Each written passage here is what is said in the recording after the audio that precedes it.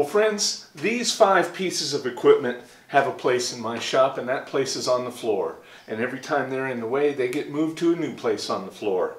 So let me tell you what these things are. This here is a Roper Whitney number 50 angle notcher. This is a Roper Whitney number 20 screw punch, and it can punch a 1/4 inch thick steel holes from an 1/8 inch all the way up to 1/2 inch. This here is a Roper Whitney number 4 angle iron shear, and all it does is cut angle iron.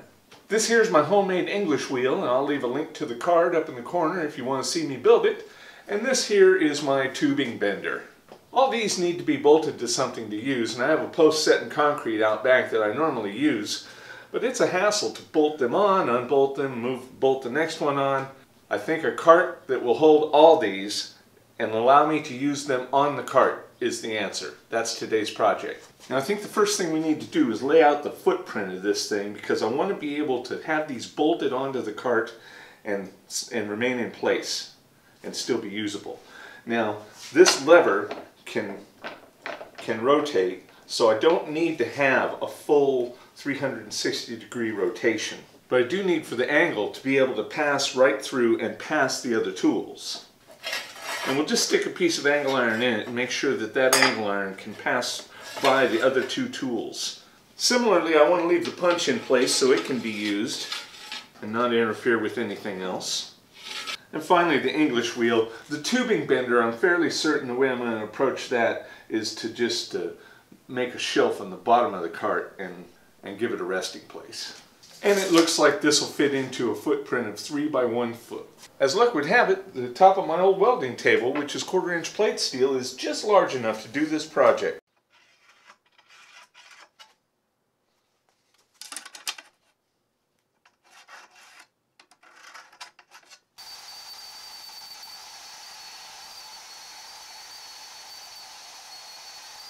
Now we'll just use a transfer punch and get these holes lined up.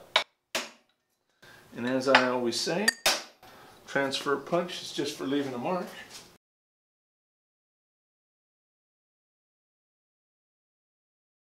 Okay, so we've got our tabletop. Now we need our base frame, and we'll make that from 2 by 2 by 1/8 inch angle. This thing's going to be 36 inches long, 18 inches wide. So the secret to using the notcher is a good layout. It's going to be 18 by 36 inches. We'll go from the end 18 inches, another 18 inches, 36, 18, and another 18. And what that represents is half of the back, one side, the front, the other side, and the other half of the back. Now the amount of torque this thing requires is just incredible, and it would move the welding table, so clamping it to there would not have worked at all. Hopefully we won't run into the same problem once I put it on its new stand.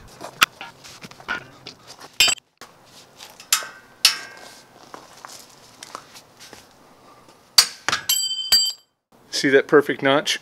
We'll put the other 2 in, and this will fold into a perfect rectangle.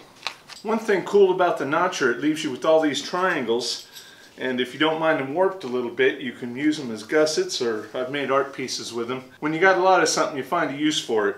And if you're wondering why I have so many, yeah, it's I screwed up the first rail. Here's our piece. We can now just fold it into the base of our frame.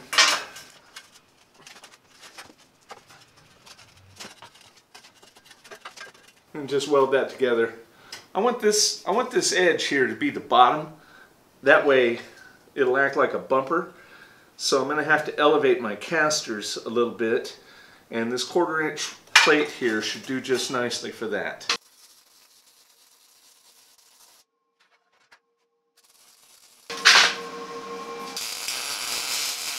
So these 2 rails are going to be where the bender sits. Did I mention this is my first time using the notcher to make something like this? One of the things that I overlooked and just learned is I had hoped for 18-inch wide, so that's where I cut the notch, but I forgot about the thickness of the metal, so it turned out 18.5 inches wide. Anyway, the top is only 14 inches wide, so having this straight up and down is not the right way to go. The way to solve that is use a plumb bob. So we need to come in 2 1/4 inches, and that's where we'll land the plumb bob. Now the way this works, we want this outside corner to be at 14 inches wide. So we'll hang the plumb bob from that corner and bend in. Okay, that's looking like it. And do the same on this corner over here. So I was so set on having the framework 36 inches long, I completely forgot that when I trimmed the edges to clean them up, I lost about 1.5 inches or so. This is only 33 inches long, so now I've got to cut the outside welds and bend these in also. And we use the same plumb bob technique to do that.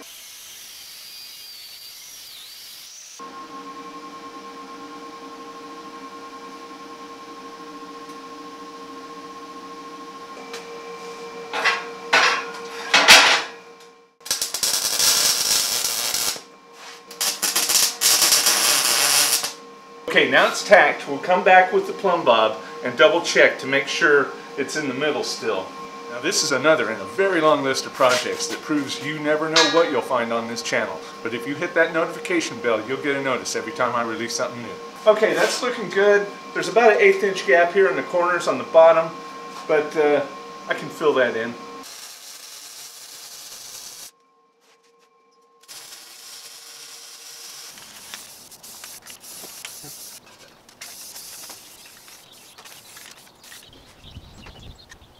Okay, well here it is with the casters on it. It's nice and solid. It's flat. Let's put the equipment on it.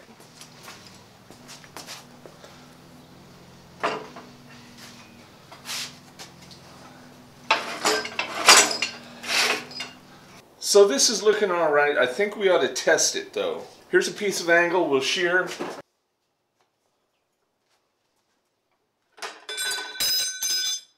Well, that worked nice.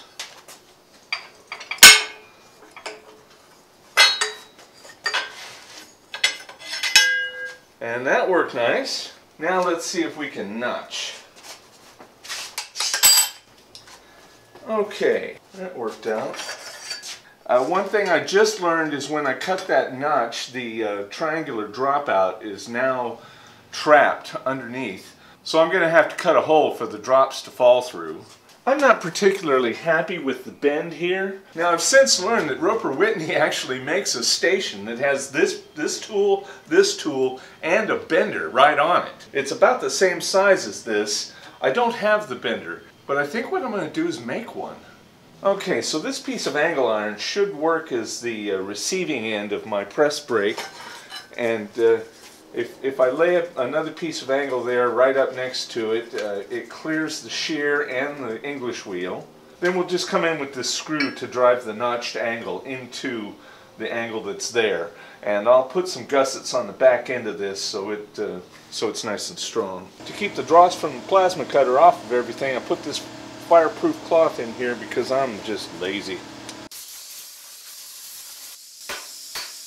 Okay, now one thing that I did not take into account is clearance for the angle iron, and that's about 1 inch in the way. So I'm just going to move the English wheel this way, and that's going to mean cutting off that edge and making a lip, a hook to go underneath.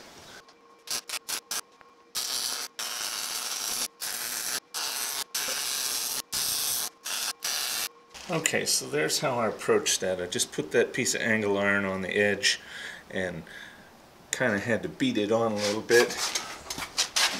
Then those two bolts hold it in place, and I have my clearance for as long a piece of angle iron as I need. And here's my little lever hanger.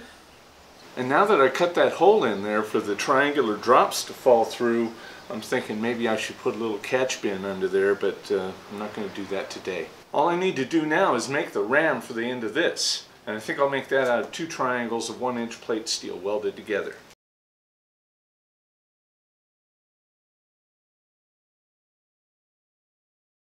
So now I'll grind these into the same shape exactly, and then I will drill a hole in the middle between the 2 in the back to accept the front of this bolt.